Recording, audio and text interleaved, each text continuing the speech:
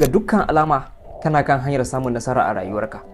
A wannan bidiyo zan nuna maka hanyar da za ka gyara wayarka ta kusanta ka da inda kuɗi suke a intanet ɗin nan. So, ɓangaren intanet ɗin nan normally muna da mutane kala biyu ne. Akwai ɓangaren wanda suke samun kuɗi a intanet, akwai ɓangaren wanda ba sa samun kuɗi a intanet. Kuma duk wannan ya samo asali ne akan yadda kake amfani da wayarka. To abin tambayar anan shine, shin su wa'annan da suke samun kuɗi a intanet menene abin da suke yi wanda su wanda ba sa samun kuɗi a intanet ba sa yin shi kenan? Zan gaya muku wannan da kuma abin da ya kamata ku sani akai. Amma kafin nan da minti ɗaya mu fara duba akan shin social media ɗin kanta ya algorithm ɗin yake aiki, saboda mu samu tabbaci akan ga abin da za mu gyara wanda zai kusanta mu da samun kuɗi a intanet ɗin nan kenan. Amfanin magana akan wannan algorithm din na social media, idan ka fahimci wannan zaka san ga hanyar da zaka bi ka ɗora kanka ɓangaren da kuɗi suke a intanet. So, ɓangaren algorithm na social media ka yi tunanin shi a matsayin kamar mutum ne. Mu ɗauka cewa misali akwai wani mutum, kai ne ka je misali, let's say ka je misali gurin da ake sayar da wani abincin, sai suka kawo maka irin menu nasu cewa ga irin list na abubuwan da suke da su. So, kai tikin cewa ga abin da kake so ga abin da kake so. Wannan abin da kace kana so fa shine abin da za a zo a kawo maka wannan gurin. So kuma ko da yaushe idan ka je misali za ka yi choosing ga abin da kake so kuma za a dinga kawo maka wannan abin misali. So shi ma wannan algorithm din na social media, duk wani irin video da kake kalla, nau'in bidiyon da kake ma'amala da shi shine abin da yake ganin cewa kake da interest, kake da ra'ayi akai. Shine abin da zai dinga kawo maka ko da yaushe. Ire-iren wannan abun kenan. Shin ka tuna a baya na yi maganar cewa zan nuna maka abin da su wa'annan masu samun kuɗi a intanet suke yi da wayar su, wanda kai ma za ka samu ka dinga yi da wayar ka kenan, ka kusanta kanka inda wa'annan kuɗaɗen suke a intanet kenan.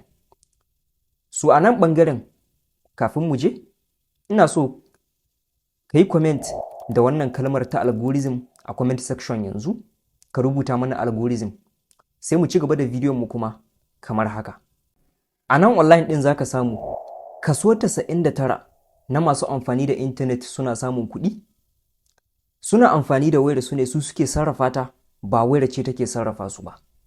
Abin da nake nufi a nan shine suna kallo su yi engaging kawai da irin content, wato kamar irin videos da suka san cewa sun shafi ɓangaren abin da suke da buri akan shi kenan. Kamar misali duk wani bidiyo da suka san ga irin business kala kaza da suke yi ko suke da interest, duk suka haɗu da irin wannan bidiyo za su samu su yi liking wannan bidiyo, su yi engaging a comment section na wannan bidiyo. Wannan yana ƙara nuna wa algorithm ɗin cewa wato suna mishi training, suna koyar da shi cewa ga ire-iren abubuwan da suke da ra'ayi a kai, wanda kuma a cikin ɗan ƙanƙanin lokaci za a samu cewa algorithm ya fahimci halayyarsu, cewa su ga abin da suke so ya kusanta su da shi, kuma zai dinga kawo musu iri-irin wannan abubuwan kenan.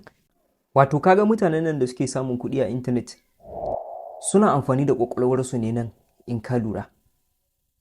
Ba sa zuwa su ɓata lokacinsu kawai online, normally sun riga sun san ga abin da ya kawo su fa. Tun da lokacin da na fahimci wannan abin, yadda nake amfani da social media kwata-kwata ya canja, sabida na ƙara samun progress, na samu ci gaba sosai akan yadda nake amfani da social media a baya, da kuma yadda na fahimci wannan abin. Abin da ke faruwa a nan, kai ma zan nuna maka yadda za ka yi wa algorithm na social media ɗinka training, ya zama na cewa ya kusanta ka da abubuwan da za su sa ka ci gaba a rayuwarka kuma ka samu amfanuwa. Amma kafin nan, idan ba ka yi like wannan video ba, ka yi like wannan video, sai mu ci gaba da bidiyon mu kuma kamar haka. Hanyoyin da za ka bi gurin yi wa naka social media algorithm training su ne kamar haka.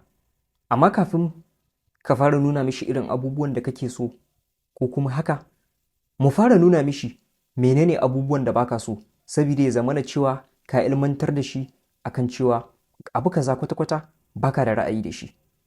A nan ɓangaren misali, kowanne platform kake amfani da shi, TikTok ne, Instagram ne, YouTube ne, ko a ina ne.